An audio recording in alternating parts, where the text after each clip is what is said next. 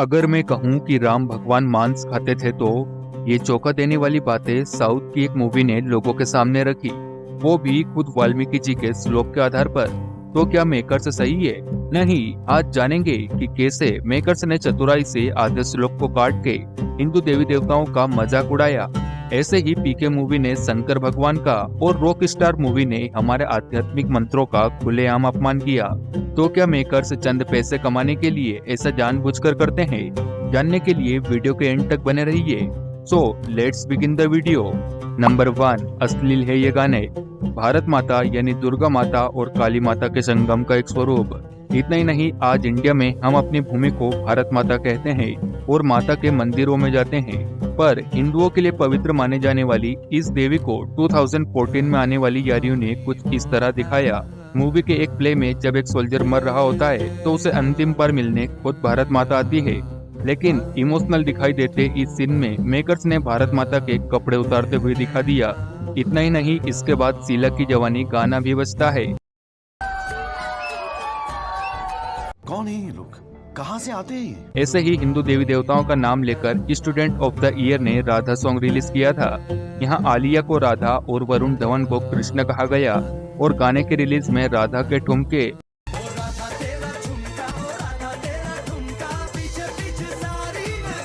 और उनकी 2 पल की जवानी का जिक्र हुआ, लेकिन फिर लिरिक्स को थोड़ा बदला गया। यानी हिंदू देवी देवताओं के अपमान के बिना इन लोगों की दाल नहीं गलती। नंबर 2, बेशरम रंग। भगवा रंग सनातन धर्म के लिए बलिदान, मोक्ष और प्रकाश का प्रतीक है, पर उसी को एक गाने ने बेशर्म कह दिया, वो भी उस मूवी ने जो बॉलीवुड की पहली 1000 करोड़ कमाने वाली मूवी थी। पर इस मूवी ने जितना धूम मचाया उतना ही लोगों के बीच हेट फैला दी। हुआ यूं कि गाना 2022 दिसंबर में रिलीज हुआ और दीपिका को भगवा रंग के कपड़ों में नाचता देख कई हिंदू नाराज हुए। इनफैक्ट अयोध्या के आचार्य ने यह तक कह दिया कि वो अगर कभी जिहादी शाहरुख को मिलेंगे तो वो उसे जिंदा जला देंगे। जिस दिन शाहरुख खान मिल गया उस जिहादी को जिंदा जला दूंगा। और प्रोटेस्ट की इस आग में पूरे देश में इस मूवी को ना रिलीज करने की दरख्वास्त की गई। यानी शायद यही कारण है कि अयोध्या राम मंदिर के प्राण प्रतिष्ठा में SRK को इनवाइट नहीं किया गया। और जब इतना सब कुछ हो गया तो उन कपड़ों का क्या? लेकिन फिर भी मेकर्स ने कोई एडिटिंग नहीं की और मूवी को एज इट इज थिएटर में दिखाया गया। यानी यहाँ भी हिंदुओं की भावनाओं की कोई कदर नहीं की गई। नंबर 3, बिग बूटी। रणवीर को अयोध्या में घंटी बजाते तो आप सभी ने देखा ही होगा। इतना ही नहीं, जब रणवीर वहाँ अपनी बेटी को याद करते हैं तो कईयों को वो ओम मूवमेंट लगा।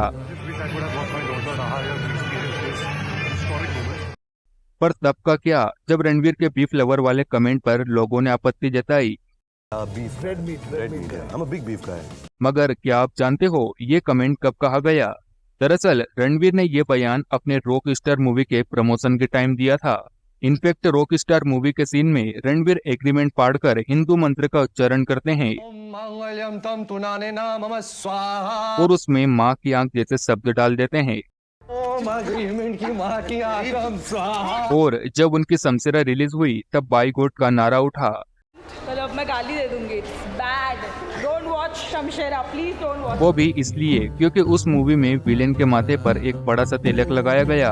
और फिर जब रणवीर ब्रह्मोस्त्र के प्रमोशन के टाइम उज्जैन गए थे तो बजरंग दल वालों ने उन्हें अंदर ही नहीं जाने दिया और शायद इसीलिए लोग नाराज हुए थे जब रणवीर को राम भगवान की भूमिका के लिए चुना गया। नंबर 4, पीके हैं हम। एक मूवी को हिट करने के लिए मेकर्स किस हद तक गिर सकते हैं? मतलब भगवान का मजाक उड़ाओगे तो आपकी मूवी पक्की हिट। ये बातें मैं हवा में नहीं बल्कि एक रिसर्च के सहारे बोल रहा हूँ। IIM के धीरज वर्मा ने 1950 से लेकर 2010 तक की मूवीज उठाई, जहां हर दूसरी मूवी में एक मुस्लिम को अच्छा और दिलदार बताया गया जबकि एक हिंदू को दुष्ट और पाखंडी। तभी तो जब पीके मूवी में शिव भगवान को भगोड़ा दिखाया गया तो पब्लिक भड़क उठी। लेकिन जब लोगों ने इस सीन पर आमिर से सफाई मांगी तो उन्होंने कह दिया कि शिव एक बड़ी शक्ति है और मैं कौन होता हूँ उनका मजाक उड़ाने वाला। अब सोचो, अगर ऐसा दूसरे धर्म के भगवान को दिखाया जाए तो? खैर, चाहे कोई भी फिल्म हो लेकिन किसी भी धर्म का मजाक नहीं उड़ना चाहिए। लेकिन फिर भी तांडव वेब सीरीज को कौन समझाए, जिसमें शिव भगवान के मुंह से गाली निकलते निकलते रह जाती है।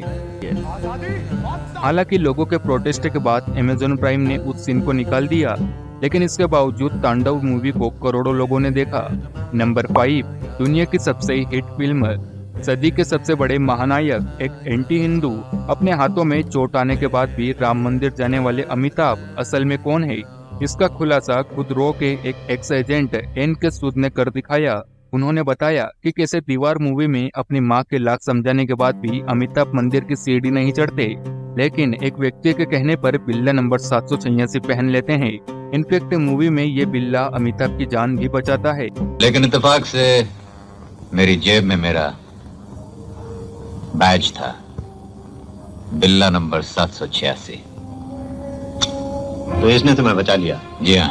और अगर आप ध्यान से देखोगे तो जब मूवी के एक सीन में अमिताभ को गोली लगती है तो वो मंदिर जाते हैं, यानी ये सिंबल है कि शायद भगवान उनकी जान नहीं बचा सकते। ऐसे आरोप से घिरी हुई अमिताभ की दीवार न सिर्फ इंडिया में बल्कि पूरे वर्ल्ड में हिट हुई थी। नंबर 6, पैर पर कुल्हाड़ी, सेम ऑन यू अक्षय, ये नारा पूरे ट्विटर पर छा गया जब अक्षय ने लक्ष्मी बॉम्ब का किरदार लॉन्च किया। उस ट्रेलर में अक्षय का नाम आसिफ और क्यारा का नाम प्रिया, यानी कुल मिलाकर लव जिहाद को प्रमोट किया जा रहा था। इतना ही नहीं, लोगों को इस बात से भी ठेस पहुंची थी कि क्यों अक्षय कुमार की मूवी में लक्ष्मी माता का नाम है और उसके बाद बॉम्ब, जिसके साथ साथ इस फिल्म में प्रोड्यूसर पर भी कई इल्जाम लगे। लोगों के बीच ऐसी नाराजगी तब हुई जब अक्षय कुमार की भूल भुलैया मूवी में हरे राम सॉन्ग निकाला गया। न सिर्फ इस गाने में भगवान का नाम लिया गया, पर बैकग्राउंड में लोगों को भगवा रंग के कपड़े पहनाकर नचाया भी गया।